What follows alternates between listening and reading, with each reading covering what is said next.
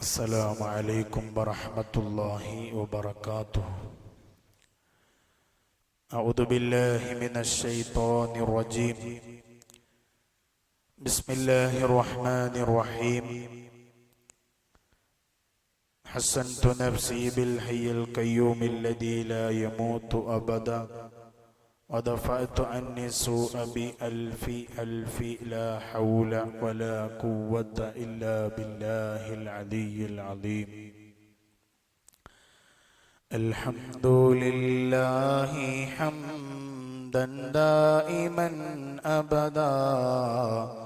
الحمد لله ثم الحمد لله. الحمد لله رب العالمين على ما كان يلهمني. الحمد لله. പ്രിയമുള്ള മുഅ്മിനീങ്ങളെ, സത്യവിശ്വാസികളെ, പരിശുദ്ധമായ ഖൽബുൽ ഖുർആൻ സൂറത്ത് യാസീൻ അതിൻ്റെ ഉദാഹരണമായി പറഞ്ഞ ഒരു വലിയ ചരിത്ര സംഭവ പൂർത്തീകരണത്തിലേക്കാണ് നമ്മൾ അടുത്തുകൊണ്ടിരിക്കുന്നത്.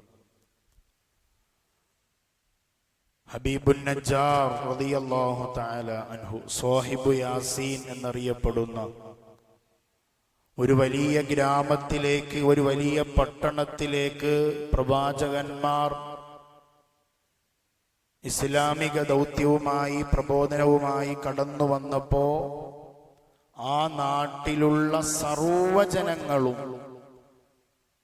ആ പ്രവാചകന്മാരെ ഒറ്റപ്പെടുത്തിയപ്പോൾ, ക്രൂശിച്ചപ്പോൾ, മർദ്ദിച്ചപ്പോൾ, അവരെ വില കുറച്ച് കണ്ടപ്പോൾ, അവഗണിച്ചപ്പോ ആ നാട്ടിൽ നിന്ന് ഒരേ ഒരു വ്യക്തി പ്രവാചകന്മാരെ അംഗീകരിച്ച, അനുസരിച്ച, അവരുടെ വാക്കുകൾ നെഞ്ചോട് ചേർത്ത് ഇസ്ലാം പുൽകിയ, ലാ ഇലാഹ ഇല്ലല്ലാഹ് എന്ന് ചൊല്ലിയ ഒരേ ഒരു വ്യക്തി ഹബീബുൻ നജ്ജാർ റളിയല്ലാഹു തആല അൻഹു. ഈ സംഭവങ്ങളൊക്കെ നടക്കുമ്പോ ഈ ദൗത്യ പൂർത്തീകരണം അവിടെ ആ നാട്ടിൽ അരങ്ങ് തകർക്കുക എന്ന് പറയാം. പല രീതിയിൽ, പല കോലത്തിൽ ഹദീസുകൾ പറഞ്ഞും ഉപദേശങ്ങൾ നൽകിയും ബഹുദൈവ ആരാധനയുടെ ഭവിഷ്യത്തിനെ പറ്റിയും വരാനിരിക്കുന്ന അപകടങ്ങളെ പറ്റിയും ഒക്കെ പരിചയപ്പെടുത്തിയിട്ടും ഒരു ചെവി കൊണ്ട് കേട്ട് മറു ചെവി കൊണ്ട് അവർ കളഞ്ഞതല്ലാതെ ഒന്നും അവർ പിൻപറ്റാൻ തയ്യാറായില്ല.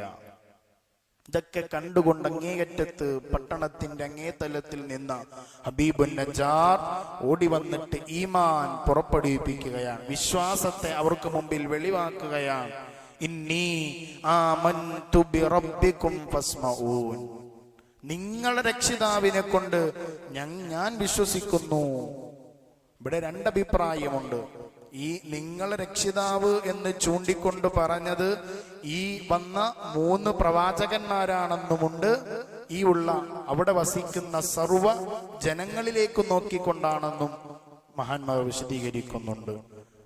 ഏറ്റവും പ്രബലമായ അഭിപ്രായം ഈ മുർസലീങ്ങളെ നോക്കിയിട്ടാണ് പറയുന്നത്.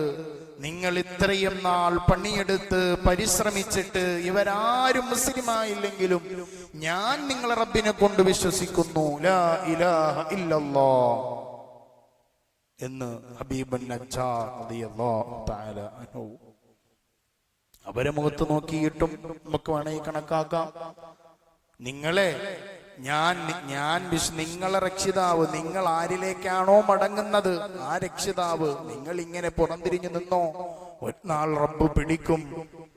നിങ്ങൾ വേണമെങ്കിൽ ഇവരുടെ വാക്കുകൾ കേട്ടോ. അതാണല്ലോ. എന്നിട്ട് അവസാനവും അദ്ദേഹം പറഞ്ഞു നിർത്തുന്നത്, ഇന്നി ആമൻതു ബിറബ്ബികും ഫസ്മഊൻ, നിങ്ങൾ കേൾക്കൂ, നിങ്ങൾ കേൾക്കൂ.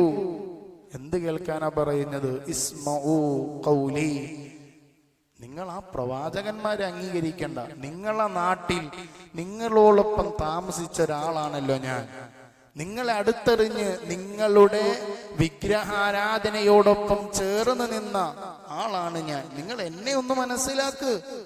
ആ പ്രവാചകന്മാർ കള്ളപ്രവാചകന്മാരാണെന്നൊക്കെ നിങ്ങൾ വാദിക്കുന്നുണ്ടെങ്കിലും ഞാനത് അംഗീകരിച്ച് മനസ്സിലാക്കി മുന്നോട്ട് വന്നല്ലോ. നിങ്ങൾ എന്റെ കൗലൊന്ന് കേൾക്കൂ. ഇസ്മഉ ഖൗലി എന്നാണ്, ഫസ്മഊനി എന്നാണ് അതിന്റെ അർത്ഥം. നിങ്ങൾ എന്നെ നിങ്ങൾ കേൾക്കൂ. ഖുൽതുഹു ലക്കും വഹുവ ഇത്തബിഉൽ മുർസലീൻ. അതായത് ഇത്രയും നേരം ഞാൻ ഉപദേശം നിങ്ങൾക്ക് വേണ്ടിയിട്ടാ. ഖുൽതുഹു മാ ഖുൽതുഹു ലക്കും, ഇത്രയും നേരം ഞാൻ ഉപദേശിച്ചത്, ഞാൻ പറഞ്ഞത് നിങ്ങളോടാണ്.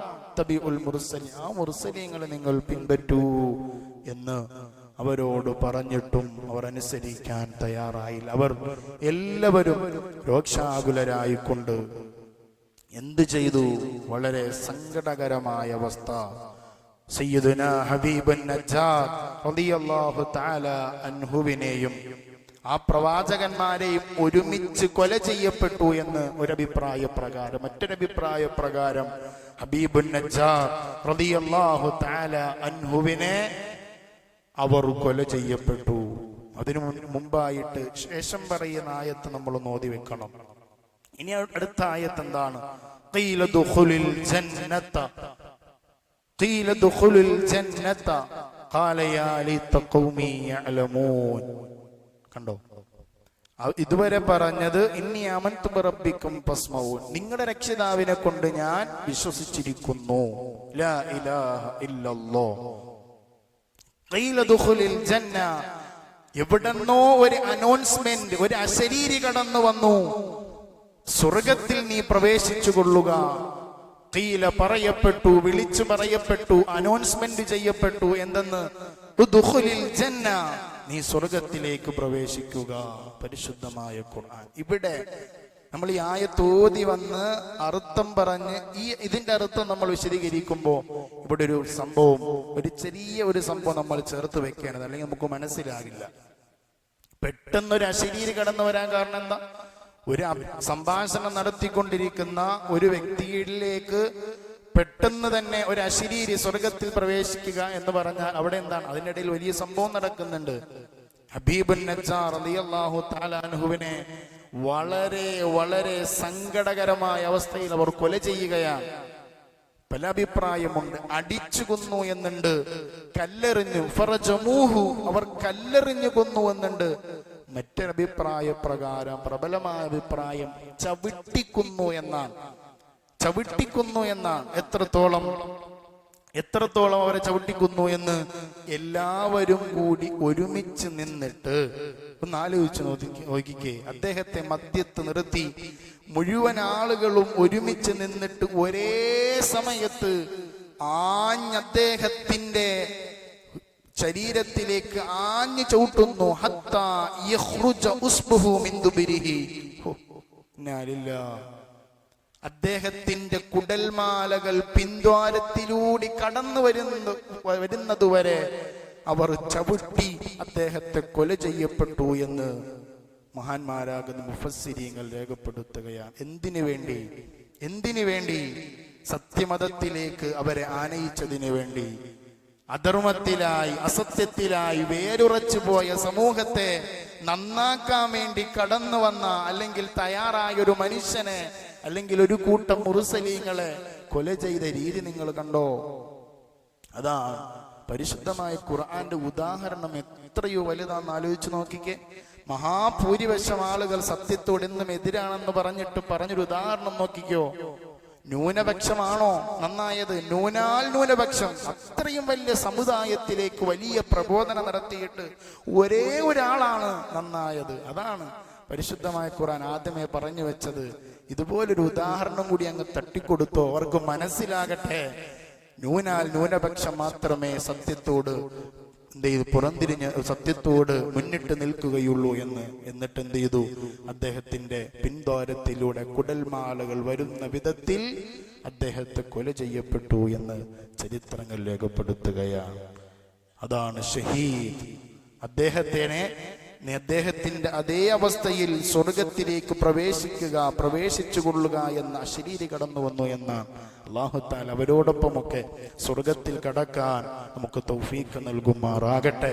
അവരുടെ ബറക്കത്ത് കൊണ്ട് നമ്മുടെ ജീവിതത്തിൽ അല്ലാഹു ബറക്കത്ത് ചെയ്യുമാറാകട്ടെ. അല്ലാഹുമ്മ ജഅൽനാ മിൻഹും ആമീൻ ആമീൻ യാ റബ്ബൽ ആലമീൻ. അല്ലാഹു തആല മരണപ്പെട്ടു പോയവർക്ക് പരിപൂർണ്ണ മഗ്ഫിറത്തും റഹ്മത്തും നസീബാക്കുമാറാകട്ടെ. അസ്സലാമു അലൈക്കും വറഹ്മത്തുള്ളാഹി വബറകാതുഹു.